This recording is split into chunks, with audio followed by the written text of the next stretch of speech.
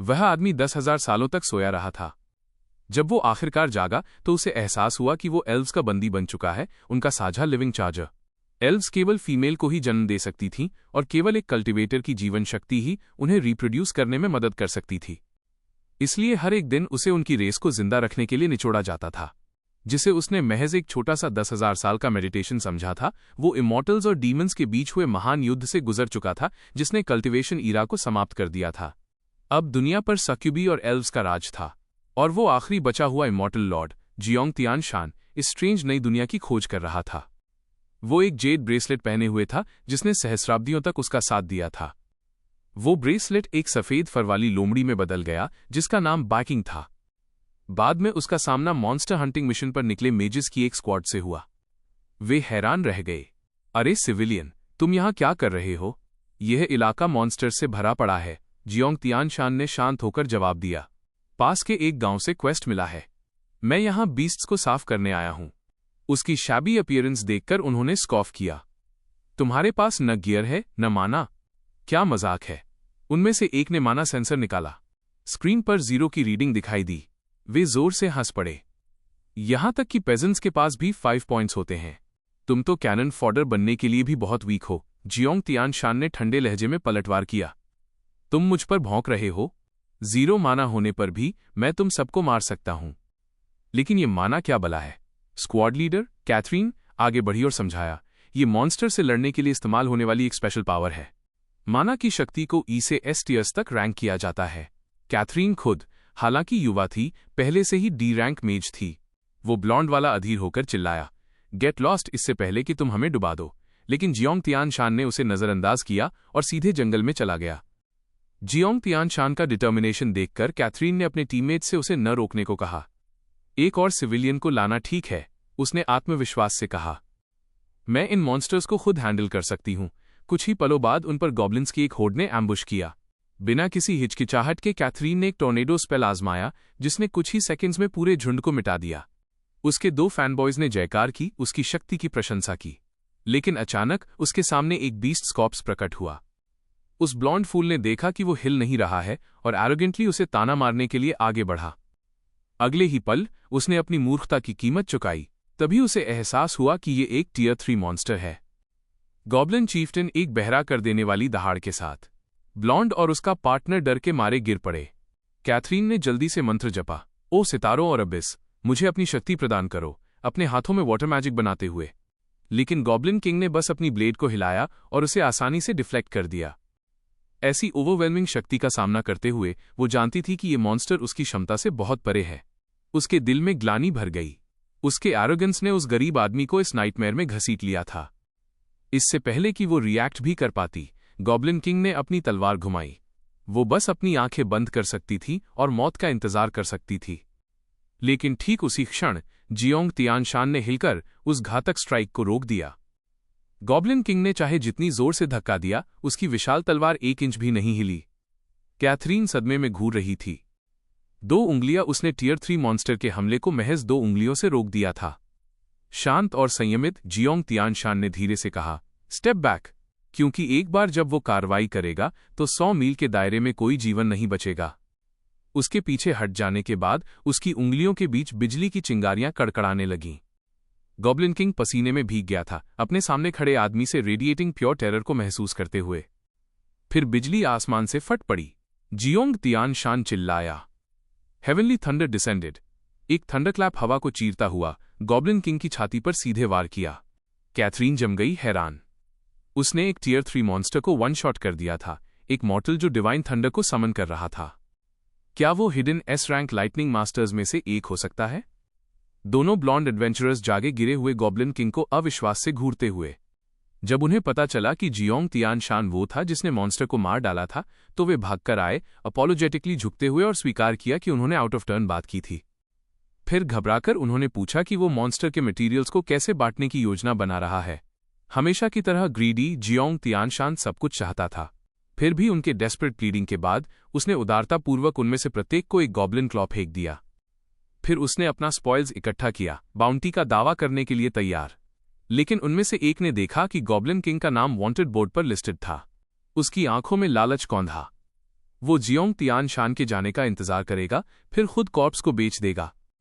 फिर भी Jeong Tianshan ऐसा आदमी नहीं था जो ऐसे डिटेल को मिस कर दे। जिस पल उसने बाउंटी सुना, उसने पूरे कॉर्प्स को पैक किया और उसे हंटर एसोसिएशन तक खींच ले गया। कुल इनाम 1300 स्पिरिट ऑर्ब्स। वे दोनों बेबसी से देखते रह गए जब उसने सब कुछ रख लिया। उसके जाने से पहले कैथरीन ने अचानक उसका हाथ पकड़ लिया।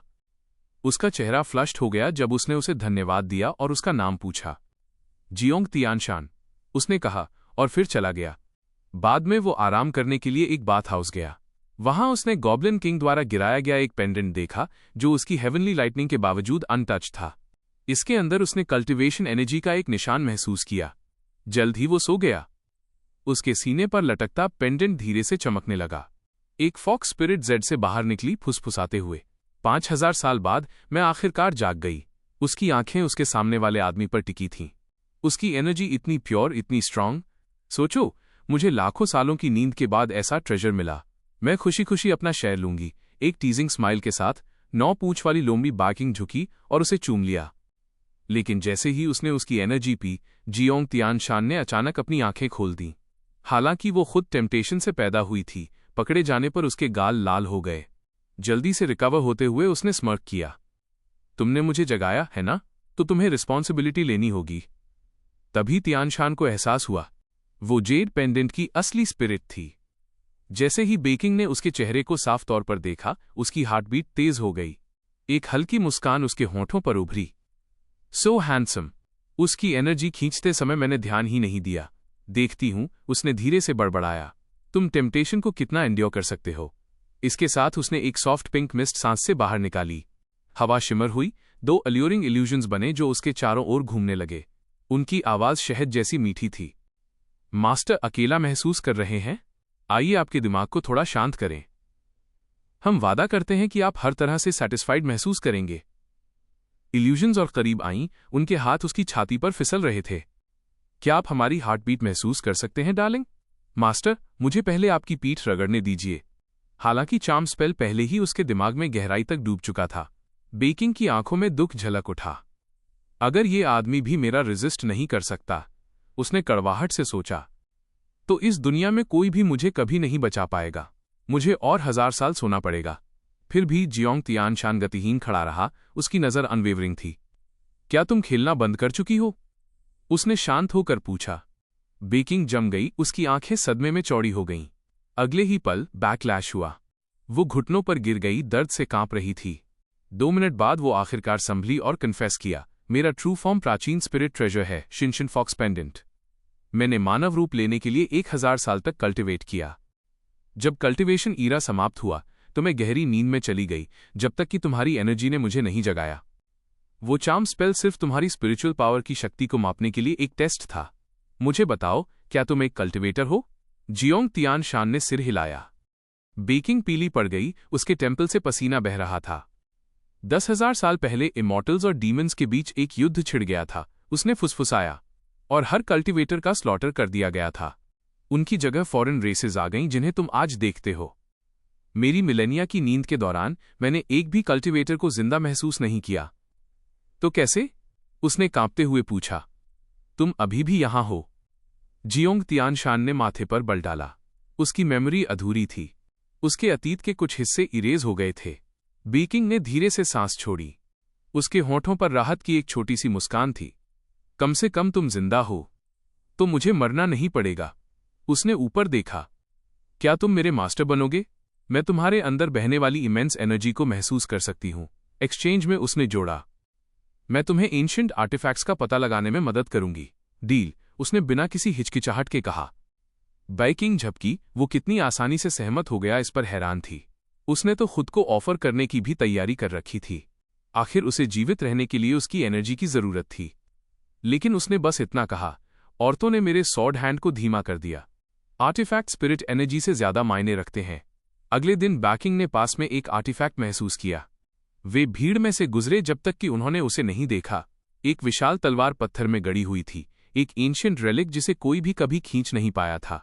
जियोंग तियानशान ने महसूस किया कि ये उसके साथ रेजोनेट कर रहा है। उसकी सोल के भीतर एक गहरी पल्स, एक मेमोरी सामने आई 10,000 साल पहले। फॉर्ज वैली ने इस डिवाइन ब्लेड को गढ़ने के लिए अपनी पूरी शक्ति लगा दी थी। इसके क्रिएटर ने घोषित किया था कि केवल वही इसे चलाएगा। ब्लेड को यू लॉन्ग कहा जाता था, द वॉन्डरिंग ड्रैगन, जब उसे अपना सच्चा मास्टर मिलता है। यह एक एज्योर ड्रैगन सॉर्ड स्पिरिट के रूप में जागृत होता है। मेरी सॉर्ड, उसने फुसफुसाया, तो ये युद्ध के बाद भी बच गई। जैसे ही वो इसे क्लेम करने के लिए आगे बढ़ा, गार्ड्स ने उसका रास्ता रोक दिया। होली सॉर्ड निकालने के लिए तुम्हें पहले ट्रायल ऑफ द ब्रेव पास करना होगा। केवल 4 ग्रेट फैमिलीज की रिकमेंडेशन वाले ही प्रवेश कर सकते हैं। उन्होंने उसे बाहर खींचने की कोशिश की, लेकिन उसी क्षण कैथरीन प्रकट हुई। गार्ड्स जम गए। वो स्टीव फैमिली की सबसे बड़ी बेटी थी, जो 4 ग्रेट हाउसेज में से एक था। उसकी आंखें नर्म हो गईं जब उसने कहा, जियोंग तियानशान, क्या तुम पवित्र तलवार खींचना चाहते हो? तो मुझे तुम्हें लेटर ऑफ रिकमेंडेशन लिखने दो। जियोंग तियानशान ने कैथरीन से पूछा कि क्या उसे पेमेंट चाहिए। उसे नो कहते हुए सुनकर उसने तुरंत उसे बेकिंग के लिए भी एक लिखने को कहा। कैथरीन जम गई, उनके रिश्ते पर शक करने लगी। क्या आप चाहेंगे कि मैं इस कहानी को आगे बढ़ाऊं या इसके बारे में कोई प्रश्न पूछूं?